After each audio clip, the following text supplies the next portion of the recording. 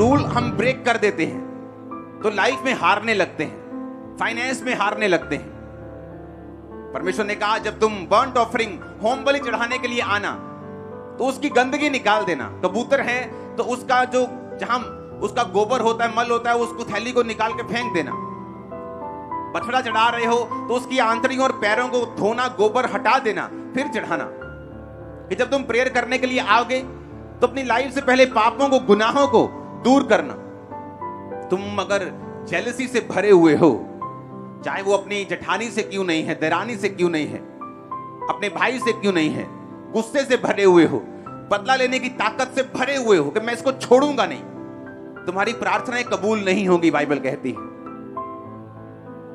अगर तुम अपने पति पत्नी अपने झगड़े सॉल्व नहीं करते हो, तुम्हारी प्रार्थनाएं कबूल नहीं होती, बाइबल कहती है। आपको मालूम,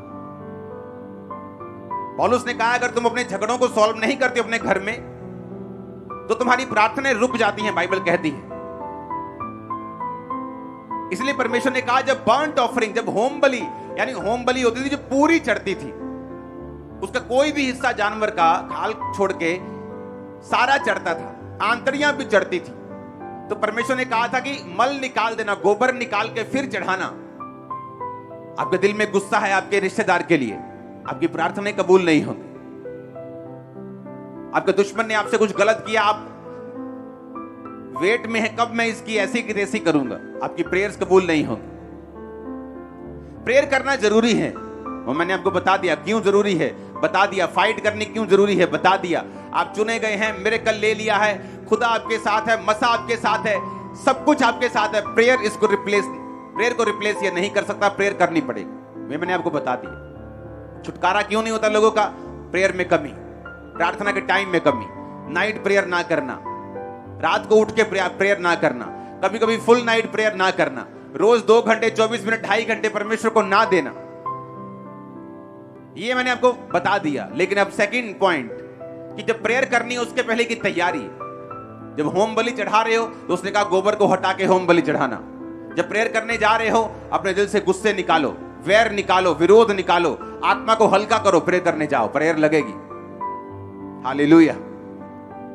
लोगों ने दोष बलि चढ़ाने जाते थे तो 20% जुर्माना लगता था कि अगर टाइट नहीं दिया 20% दोष बलि के साथ जुर्माना भी लगेगा, और याजक जितना ठहराता था जुर्माना लोग देते थे, क्योंकि ये परमेश्वर की व्यवस्था थी। क्यों? क्योंकि परमेश्वर नहीं चाहता था उसके लोग किसी भी तरह से नीचे रहें। परमेश्वर को मालूम था प्रार्थना नहीं करेंगे तो शैतान कब्जा कर लेगा, अगर ये बोएंगे नहीं तो फाइनेंस में कमजोर रहेंगे, श्राप इन पे रहेगा, तो भी मेरी मकसद इनकी लाइफ में पूरा नहीं होगा। जब लोग इनको देखेंगे श्रापों में, फाइनेंशियल ट्रबल में, कर्जों में, तो मेरे नाम की महिमा नहीं होगी। तो परमेश्वर ने व्यवस्था बनाई थी ताकि ये लोग ब्लेस्ड रहें। Hallelujah, hallelujah. जब परमेश्वर ने लेवी व्यवस्था 2 उसकी 13 में लिखा अपनी अन्न बलियों को नमकीन बनाना, अपना कोई अन्न बलि परमेश्वर के साथ बांधी हुई वाचा के नमक से रहित ना होने देना, अपने चढ़ावों के साथ नमक देना। हालेलुया। नमक लाने के लिए परमेश्वर ने कहा, कौन सा नमक? फिर देखो लेवी व्यवस्था 2 उसकी 10, अन्न बलियों में जो बचा रहे वो हारून और उसके पुत्रों का ठहरे, वह यहोवा के हवनों में परम पवित्र भाग होगा। कोई अन्न बलि जिसे तुम परमेश्वर के लिए चढ़ाओ खमीर मिलाकर बनाया ना जाए। तुम कभी हवन में यहोवा के लिए खमीर और मधु, शहद ना जलाना। परमेश्वर ने कहा जब तुम भेंट को लेके आना तो खमीर नहीं होना चाहिए उसमें, अखमीरी रोटियों का बनाना। उस खमीर किसको दर्शाता है? वो फर्मेंटेशन जो प्रोसेस होती है, जिसे दही बनता है, आटे में लोग डालते हैं, बेकरी वाले लोग डालते हैं उसे फुलाने के लिए, फर्मेंट करने के लिए। परमेश्वर ने कहा उसको मत देना, क्योंकि जो खमीर है वो पाप को दर्शाता है, वो मिलावट को दर्शाता है। और परमेश्वर ने कहा तुम नमक को अपने चढ़ावों के साथ देना। नमक मेल मिलाप को दर्शाता है, नमक प्रिजर्व करता है। आप चिप्स खाते हैं उसमें नमक क्यों होता है इतना ज्यादा? अचारों में लोग नमक क्यों डालते हैं? जिस चीज में नमक ज्यादा होता है वो खराब नहीं होती। परमेश्वर ने कहा तुम पृथ्वी के नमक हो। तो नमक मेल मिलाप को दर्शाता है। हालेलुया। और उसने कहा मधु और खमीर मत चढ़ाना, कि जब तुम प्रेयर करने के लिए बैठोगे, अगर मिलावट है, खमीर है, तो वो चढ़ावा कबूल नहीं होगा। प्रेयर करनी पड़ेगी, ये पता लग गया, लेकिन किस लाइफ के साथ करनी है, किस मोटिव के साथ करनी है, किस एटीट्यूड के साथ करनी है, यह भी हमें समझना पड़ेगा। माफ करके नहीं करेंगे, मसलों को हल करके नहीं करेंगे, तो आप स्पिरिट में समझ जाएंगे कि आपकी प्रेयर जो है वो कबूल नहीं हो रही। आपके घरों के मसले आप हल नहीं करते, आपकी प्रेयर कहीं नहीं जा रही।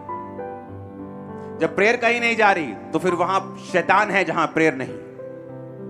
मेरे स्पिरिचुअल फादर बोलते थे कि प्रार्थना में ब्रेक लगना मसीहियत में ब्रेक लगने के बराबर है।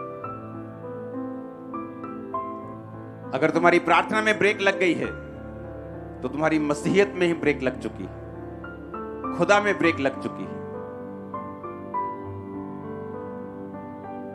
मैं चर्च से छुट्टी करके जा सकता हूं, लेकिन प्रेयर से कोई छुट्टी नहीं।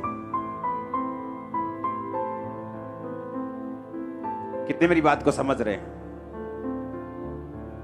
कि मुझे 2 दिन रेस्ट करने जाना है, सोमवार मैं रेस्ट कर रहा हूं, लेकिन प्रेयर से रेस्ट नहीं कर रहा हूं। आपकी रेस्ट कई बार प्रेयर की होती है। आज मुझे रेस्ट करनी है, आज कोई प्रेयर नहीं होगी, और शैतान को मालूम है ये रेस्ट डे है, और वो अपना काम करना शुरू करता है। इसलिए बाइबल कहती कलीसिया लॉ लगाकर प्रेयर करने लगी। कलीसिया को मालूम हुआ कि जब याकूब एक चेले को मरवा दिया, कलीसिया शॉक हो गई। अच्छा, इतना मसा, इतनी हीलिंग, इतनी मिरेकल, चेला मर गया। उन्हें याद आया कि वो प्रेयर नहीं कर रहे थे। जब पतरस को भी पकड़ लिया, बाइबल कहती है उन्होंने लॉ लगाकर प्रेयर की।